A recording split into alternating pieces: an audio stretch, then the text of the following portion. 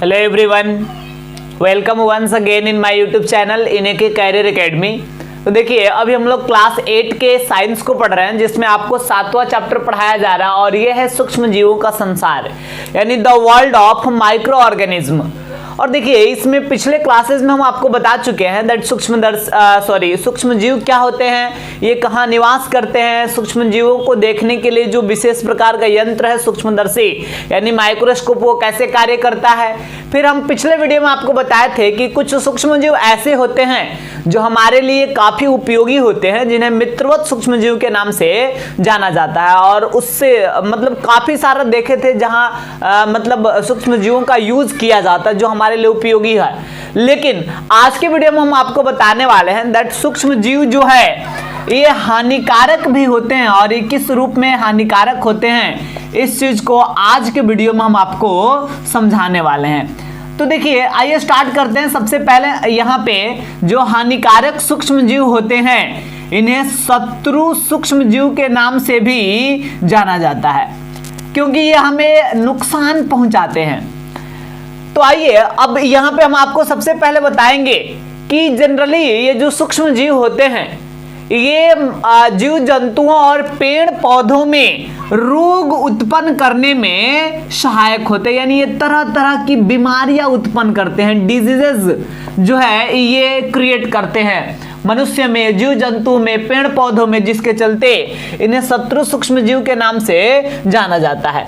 अब देखिए यहाँ पे सबसे पहली चीज कि आखिर किस प्रकार सूक्ष्म जीव जनित रोग हमें होता है। तो देखिए, हम पहले ही आपको बता चुके हैं कि हमारे बाहरी वातावरण में, यहाँ वायु में, मिट्टी में, जल में, मतलब चारों ओर जो है सूक्ष्म जीव निवास करते हैं, और उसमें से कुछ सूक्ष्म जीव लाभदायक है, कुछ हानिकारक है। तो जो रोग उत्पन्न करने वाले सूक्ष्म जीव है वो हमारे श्वास के माध्यम से यानी सांस के माध्यम से, फिर जल के माध्यम से, भोजन के माध्यम से, बहुत सारे माध्यमों से हमारे शरीर के अंदर प्रवेश करते हैं। और जब हमारे शरीर के अंदर जब तक वो एक लिमिट नंबर में रहेंगे, एक सीमित संख्या में रहेंगे, तब तक उससे हमें कोई खतरा नहीं होता। लेकिन जब उसकी संख्या एक लिमिटेशन को पार कर जाती है, उसकी संख्या बहुत अधिक बढ़ जाती है, तो फिर हमारे शरीर में तरह तरह की बीमारियां उत्पन्न होने लगती है। और साथ ही साथ संक्रमित व्यक्ति के संपर्क में आने से, यानी वैसे व्यक्ति जिसको ऑलरेडी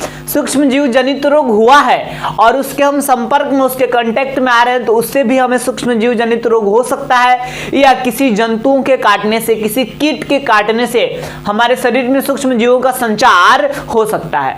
अब देखिए, जैसे आप देखे होंगे कि जब भी परिवार में किसी एक व्यक्ति को सर्दी या जुकाम होता है तो वह धीरे धीरे यह बीमारी जो है परिवार के अन्य सदस्यों के तक भी पहुंचने लगती है। रियल मायने में सर्दी जुकाम की अगर हम बात करें तो यह वायरस जनित रोग है, यानी यह वायरस के कारण होने वाला रोग है। और जो व्यक्ति इस बीमारी से संक्रमित है, यानी जिस व्यक्ति को यह बीमारी हुआ है, वह व्यक्ति मान लीजिए छींक रहा है या खांस रहा है, और छींकते या खांसते वक्त अपने नाक पे, मुख पे अगर रुमाल नहीं रख रहा है, कोई कपड़ा नहीं रख रहा है, तो फिर छींक या खांसने के साथ, बलगम के साथ, या फिर मतलब जल के बूंदों के साथ जो है सूक्ष्म जीव उसके शरीर से बाहर निकलते हैं। और फिर अगर उसके आसपास में हम हैं तो श्वसन के माध्यम से, मतलब सूक्ष्म जीव तो एक पहली चीज कि वो जल के बूंदों के साथ बाहर निकल जाएगा और वहां की हवा में मिल जाएगा, और अगर वही उसके संपर्क में हम हैं तो फिर हवा के माध्यम से जब हम सांस लेंगे तो वे सूक्ष्म जीव हमारे शरीर में भी प्रवेश कर सकते हैं, जिससे हमें भी वह बीमारी होने की पॉसिबिलिटी रहती है। तो इसलिए हमें संक्रमित व्यक्ति से दूरी बनाए रखने की आवश्यकता होती है। अब यहाँ कुछ और आगे चले तो आपको हम बता दें कि सर्दी जुकाम ही नहीं, बल्कि अगर हम बात करें हैजा का, अगर हम बात करें चिकन पॉक्स का, ये अलग अलग तरह की बीमारियां हैं। अगर हम बात करें यहाँ तक कि क्षय रोग यानी टीबी का, तो ये सारे सूक्ष्म जीवों के कारण होने वाला रोग है। और यहाँ तक कि अगर सावधानी नहीं बरती जाए तो एक व्यक्ति से दूसरे संक्रमित व्यक्ति में भी यह पहुंच सकता है। तो उम्मीद करते हैं कि इतना चीज आपको समझ में आया होगा। अब देखिए, एक चीज यहाँ पे आपको जानना है, क्या होता है संचारणीय रोग। इसे संचारित रोग भी कहा जाता है। तो आइए आपको समझाते हैं संचारित रोग के बारे में। तो देखिए रियल मायने में होता क्या है कि एक संक्रमित व्यक्ति से दूसरे स्वस्थ व्यक्ति में उसके संपर्क में आने से या भोजन के माध्यम से, जल के माध्यम से, किसी भी माध्यम से एक संक्रमित व्यक्ति से दूसरे संक्रमित व्यक्ति में अगर कोई बीमारी हस्तांतरित हो रहा है तो फिर उसको ही हम संचारित रोग के नाम से जानते हैं। जैसे मान लीजिए कि कई बार क्या होता है कि कोई डॉक्टर वगैरह है जो कम पढ़े लिखे हैं, जनरली जिसे झोला छाप डॉक्टर कहा जाता है, तो करते क्या है कि एक ही इंजेक्शन से बहुत सारे रोगियों को सुई दे देते हैं। तो उससे क्या होता है, उससे उसका इफेक्ट क्या होता है, जैसे मान लीजिए कि एक इंजेक्शन से किसी एक पेशेंट को सुई दिया गया और वो कोई खतरनाक बीमारी से ग्रसित है, तो उसके ब्लड में जो सूक्ष्म जीव है, जब इंजेक्शन दिया जाएगा तो उसके निडल में वो सूक्ष्म जीव उसके रक्त के माध्यम से, ब्लड के माध्यम से प्रवेश कर सकता है, और जब उसी इंजेक्शन से फिर दूसरे किसी को दिया जाए सुई, तो फिर इसके शरीर का सूक्ष्म जीव उसके शरीर में प्रवेश कर जाएगा, जिससे यह बीमारी उसको भी होने की संभावना रहेगी। तो फिर या कई बार क्या होता है कि जब मतलब ब्लड डोनेट किया जाता है, जैसे मान लीजिए कि हमारा तबीयत अच्छा नहीं है, हमें ब्लड की आवश्यकता है, तो हम ब्लड बैंक में गए और ब्लड बैंक वाले जो मतलब हमें ब्लड दिए, वहाँ पे जो व्यक्ति पहले से ब्लड डोनेट किया था उसके ब्लड में कुछ परेशानी है, कोई प्रॉब्लम है, कोई बीमारी है, सूक्ष्म जीव है, अगर बिना चेक किए हुए अगर वो ब्लड हमारे शरीर में चढ़ा दिया जाए तो फिर उससे हमें खतरा है, हमें भी वो बीमारी होने की संभावना रहेगी। या तो फिर जैसे मान लीजिए कि हम कोई संक्रमित व्यक्ति है, बीमारी से जो जूझ रहा है, अगर वो पानी पी रहा है और उसका जूठा पानी हम पी रहे हैं, तो हो सकता है कि उस पानी के माध्यम से सूक्ष्मजीव हमारे शरीर में प्रवेश कर जाए। तो अलग अलग तरीके से एक संक्रमित व्यक्ति से दूसरे स्वस्थ व्यक्ति में मतलब कुछ रोगों का हस्तांतरण हो जाता है, और ऐसे ही रोग को संचारित रोग के नाम से जाना जाता है। तो ये भी क्लियर हुआ पॉइंट। अब देखिए हम बात करते हैं कुछ और भी छोटे छोटे चीज को। जैसे मान लीजिए कि आप भी सुने होंगे कि जब बच्चे हारे थके घर से स्कूल से घर पे आते हैं, जैसे मान लीजिए कि स्कूल गए, स्कूल से घर लौटे हैं, धूप वगैरह है ज़्यादा, या धूप में थोड़ा सा खेल लिए, खेलने के बाद जैसे ही वो घर लौटे और तो प्यास लगा रहता है, प्यास तो लगेगा ही, तो घर के लोग से वो पानी मांगते हैं कि पानी चाहिए हमें। तो उस समय अगर उन्हें घर वाले मना करते हैं कि नहीं थोड़ा सा देर रेस्ट कर लो, अभी धूप से आए हो, थोड़ा सा देर आराम कर लो फिर पानी पीना, धूप से डायरेक्टली आकर पानी नहीं पिया जाता है, ऐसे मना करते हैं, तो फिर इसका क्या कारण है? इसके पीछे भी रीजन है।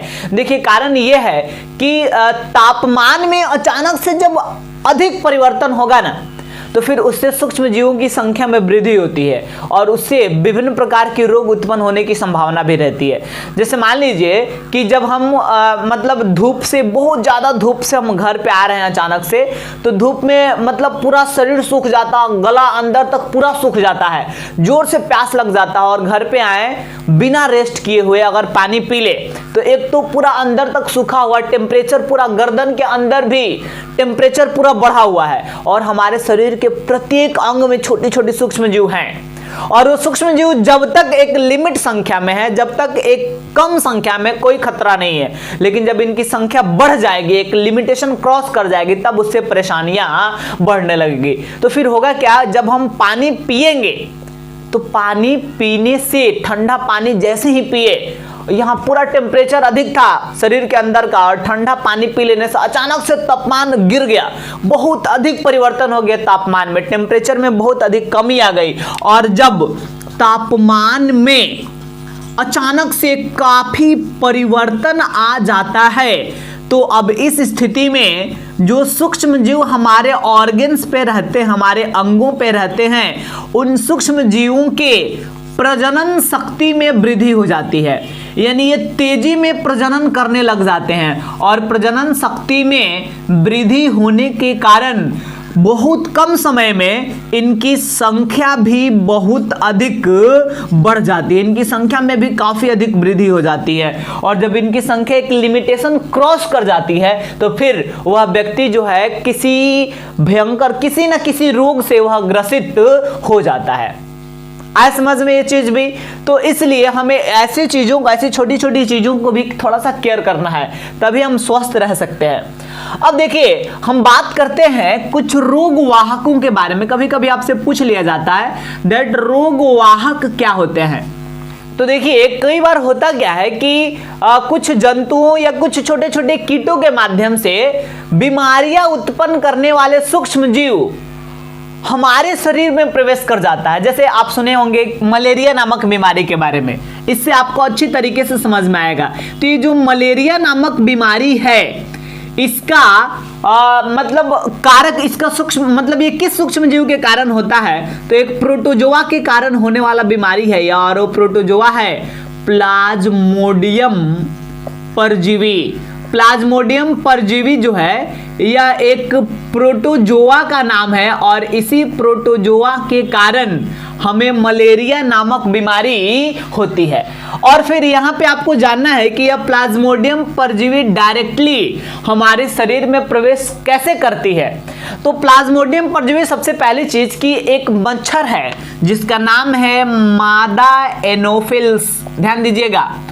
और ये जो मादा एनोफिल्स नामक मच्छर है, इस मच्छर के लार में प्लाज्मोडियम परजीवी पाई जाती है। और सोचिए जब ये मच्छर हमें काटेगी तो फिर इसका लार हमारे ब्लड से मिलेगा, और उसके लार में प्लाज्मोडियम परजीवी है जो अब हमारे ब्लड में मिल गया। और ब्लड का टेम्परेचर चूंकि अधिक होता है, तो जब ये ब्लड में प्रवेश कर जाएगा तो इसकी संख्या धीरे धीरे बढ़ने लगेगा, और इसकी ब्लड का सर्कुलेशन चूंकि पूरे बॉडी में होते रहता है, तो ये पूरे बॉडी में फैल जाएगा, और बहुत जल्द ही हमें मलेरिया नामक बीमारी से हम ग्रसित हो जाएंगे। तो रियल मायने में ये प्लाज्मोडियम परजीवी मादा एनोफिल्स मच्छर के काटने से हमें हमारे शरीर में ये परजीवी, ये प्रोटोजोआ प्रवेश किए। तो इसलिए मादा एनोफिल्स को मलेरिया बीमारी का रोगवाहक कहा जाता है। क्लियर हुआ? यानी कुछ ऐसे जंतु या कुछ ऐसे कीट होते हैं जिसके माध्यम से बीमारी उत्पन्न करने वाले सूक्ष्मजीव हमारे शरीर में प्रवेश करते हैं, वैसे जंतु या कीटों को ही रोगवाहक के नाम से जाना जाता है। उम्मीद करते हैं कि समझ में आया होगा आपको। अब आइए हम आपको समझाते हैं मानव में यानी मनुष्य में कुछ सामान्य सूक्ष्म जीव से होने वाले जो रोग है, कुछ प्रमुख बीमारियों के बारे में हम आपको बताते हैं। तो देखिए मानव में सूक्ष्म जीव जनित कुछ सामान्य रोग को एक टेबल के माध्यम से आपको दर्शाया गया है। जैसे हम बात करें क्षय रोग का, जिसको हम टीबी कहते हैं यानी ट्यूबरक्यूलोसिस, यह एक बैक्टीरिया के कारण होने वाला रोग है, और यह बैक्टीरिया जो है वायु के माध्यम से हमारे शरीर में प्रवेश करती है, तथा साथ ही साथ इसको अगर हमें इससे अन्य व्यक्तियों को बचाना है इसके संक्रमण से, तो इसके लिए रोगी को अन्य व्यक्तियों से अलग रखना पड़ेगा। अब इसके बाद हम बात करते हैं खसरा नामक रोग का। तो यह वायरस के चलते होने वाला रोग है, तथा यह भी वायु के माध्यम से ही हमारे शरीर में प्रवेश करता है, और ऐसे यहाँ भी उपाय अपनाना पड़ेगा कि रोगी को अन्य व्यक्तियों से अलग रखना होगा। अब बात करते हैं चिकन पॉक्स की। तो देखिए यह वायरस के कारण यह भी होने वाला एक रोग है जो वायु या रोगी के सीधे संपर्क में आने से यह हो सकता है, और रोगी की व्यक्तिगत वस्तुओं को अलग रखकर और इस रोग के संक्रमण से रोका जा सकता है। यानी रोगी का जो व्यक्तिगत वस्तु है, जैसे मान लीजिए कि टॉवेल हुआ, साबुन हुआ, या अन्य उसका कपड़ा या जो भी चीज उसका व्यक्तिगत जो वस्तु है उसको अलग रखना है। अब बात करते हैं पोलियो की। तो यह भी वायरस के कारण होने वाला एक रोग है जो वायु या जल के माध्यम से हमारे शरीर में प्रवेश करता है, और साथ ही साथ उचित समय पर टीकाकरण करके और हम इस रोग से मतलब इस रोग के संक्रमण को रोका जा सकता है। उचित जनरली होता क्या है कि बचपन में 5 साल से कम उम्र के बच्चों को पोलियो रोग का टीका दिया जाता है ड्रॉप के बूंद के रूप में। आप सुने होंगे 2 बूंद जिंदगी का जो पल्स पोलियो कार्यक्रम चलाया जाता है, पोलियो की दवा पिलाई जाती है, तो रियल मायने में वो पोलियो नामक बीमारी का टीका होता है, वैक्सीन होता है। और अगर उचित समय पर टीकाकरण कर दिया जाए तो भविष्य में इस रोग के होने की पॉसिबिलिटी कम हो जाती है। अब अगर बात करें हम हैजा का, तो यह एक बैक्टीरिया के कारण, जीवाणु के कारण होने वाला बीमारी है और यह जल या भोजन के माध्यम से यह बैक्टीरिया हमारे शरीर में प्रवेश करते हैं। फिर टाइफाइड भी जो है ये बैक्टीरिया के कारण ही होने वाला बीमारी है जो जल के कारण हमारे शरीर में प्रवेश करते हैं। और देखिए, अगर हमें हैजा और टाइफाइड से बचना है तो फिर इसके लिए व्यक्तिगत स्वच्छता को अपनाना पड़ेगा, यानी इंडिविजुअली हमें स्वच्छ रहना पड़ेगा, साफ सुथरा रहना पड़ेगा और भली भांति पूरी तरीके से पकाए हुए भोजन, उबाला गया पेयजल यानी जो गर्म जल होता है उसका प्रयोग करना पड़ेगा तथा साथ ही साथ हैजा और टाइफाइड का टीकाकरण भी उचित समय पर कराया जाना आवश्यक होता है। अब अगर बात करें हेपेटाइटिस ए का, हेपेटाइटिस में बहुत सारा स्ट्रेंथ होता है, उसमें हम बात करते हैं हेपेटाइटिस ए का। तो देखिए, यह वायरस के कारण होने वाला रोग है और ये जल के माध्यम से हमारे शरीर में प्रवेश करता है और इससे अगर बचना है तो फिर हमें उबले हुए पेयजल का प्रयोग करना पड़ेगा। अब इसके बाद हम बात करते हैं मलेरिया की। तो देखिए, ये प्रोटोजोआ के कारण होने वाला रोग है जो मच्छर से, हम अभी बताए थोड़े समय पहले कि मच्छर के काटने से ये प्रोटोजोआ हमारे शरीर में प्रवेश करते हैं। तो देखिए, अगर इससे बचना है तो फिर हमें मच्छर से सुरक्षा प्राप्त करना होगा और मच्छर से सुरक्षा पाने के लिए अगर हम अपने आसपास में स्वच्छता बनाए रख रहे हैं, अगर कूड़ा कचरा वगैरह एकत्रित नहीं कर रहे हैं तो फिर मतलब कूड़े कचड़े वाले जगह पे मच्छर वगैरह अधिक एकत्रित होते हैं, तो इसलिए हम अपने बाहरी वातावरण को सुरक्षित बनाए रखें, स्वच्छ बनाए रखें ताकि मच्छर उत्पन्न ना हो सके। मच्छरदानी का यूज करें सोने के समय, मतलब किसी भी तरीके से मच्छर से बचे रहें, तब जाकर हम इस बीमारी से अपने आप को सुरक्षित रख सकते हैं। क्लियर हो ये चीज भी। अब आइए साथ ही साथ आपको बताते हैं पौधों में भी सूक्ष्म जीव से कुछ रोग उत्पन्न होते हैं, तो उसके कुछ सामान्य उदाहरण को समझाते हैं। तो देखिए, पौधों में होने वाला जो सूक्ष्म जीव से रोग है वो जनरली गेहूं में एक बीमारी है जिसका नाम है रस्ट। गेहूं का रस्ट नामक जो रोग है ये कवक यानी फंगस के कारण होता है। और देखिए, इसका संचरण का तरीका क्या है, वायु के माध्यम से या बीज के माध्यम से यह संचरित होता है। वैसे ही नींबू में एक विशेष प्रकार का डिजीज है नींबू का कैंसर, और यह बैक्टीरिया के कारण होने वाला रोग है जो वायु के माध्यम से संचरित होता है। अब इसके बाद हम बात करेंगे भिंडी के पीत रोग का। तो ये वायरस के कारण होने वाला रोग है तथा कीटों के माध्यम से इसका संचरण होता है। अब देखिए, केवल मनुष्यों में और केवल पौधों में नहीं बल्कि अन्य अलग अलग प्रकार के जंतुओं में भी सूक्ष्मजीव जनित रोग होता है। जैसे हम बात करें गाय, भैंस, बैल वगैरह का, तो ऐसे जंतुओं में एक बड़ा ही भयानक रोग होता है जिसका नाम है एंथ्रेक्स। तो देखिए, ये जो एंथ्रेक्स नामक रोग है यह इसका खोज जो है सबसे पहले 1976 ईस्वी में किया गया था। यह बताया गया एक साइंटिस्ट रॉबर्ट कोच के द्वारा।